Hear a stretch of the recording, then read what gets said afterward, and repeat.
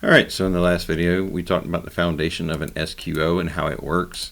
If you didn't watch that video, please go back to the prior video and watch exactly how that works. What I'm going to actually talk about on this video is a lot of people are going to say, well, when valve 1 is open, you want to open valve 1 before you start to pump 1, and that's true to form.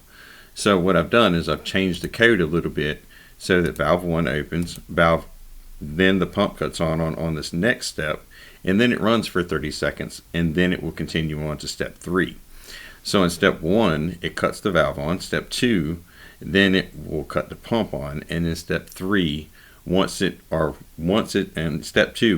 achieves running for 30 seconds, what it's going to do is go to step 3 and then continue on with the timer that we made before as a free running timer when we were explaining the foundational elements of the SQO instruction.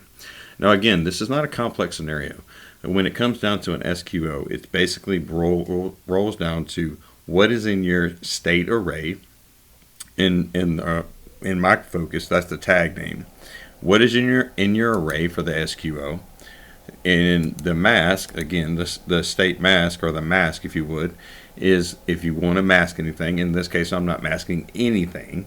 I'm basically saying everything can pass through, and I'm saying the current state is the destination, and the current state is what I'm using down here. So that's what I'm using to cut on valve 1 and valve 2, or valve 1 and the pump. And then I'm letting the pump run and valve 1 stay open for 30 seconds before we transition out of state 2. You can see that right here, position 2. We're currently in state 2.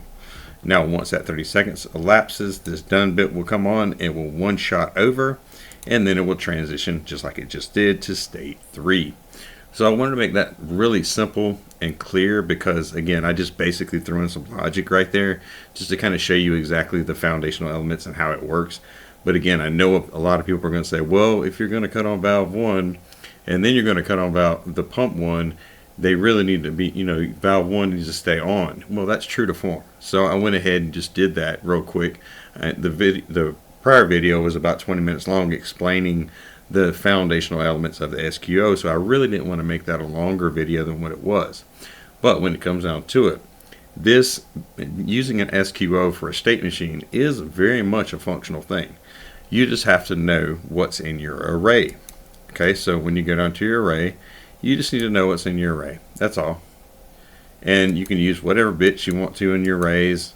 Right now I'm using set bits, and like you said, I'm using bits 0 and 1 for 0 for valve 1.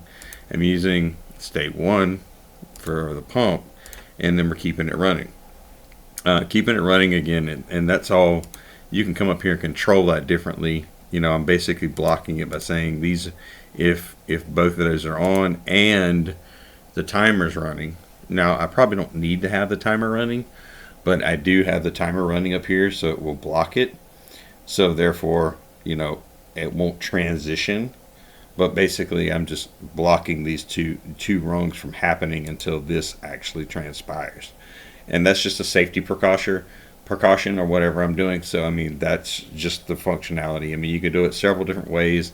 But when you're programming something, you can do it many different ways. I'm just explaining to you real quick the nuts and bolts of why I did what I did on the last video, and to clarify the operation, right? You do, generally speaking, you want if that valve 1 is before pump 1, you want to cut it on and keep it on before. That way you can prime the pump and then run the pump.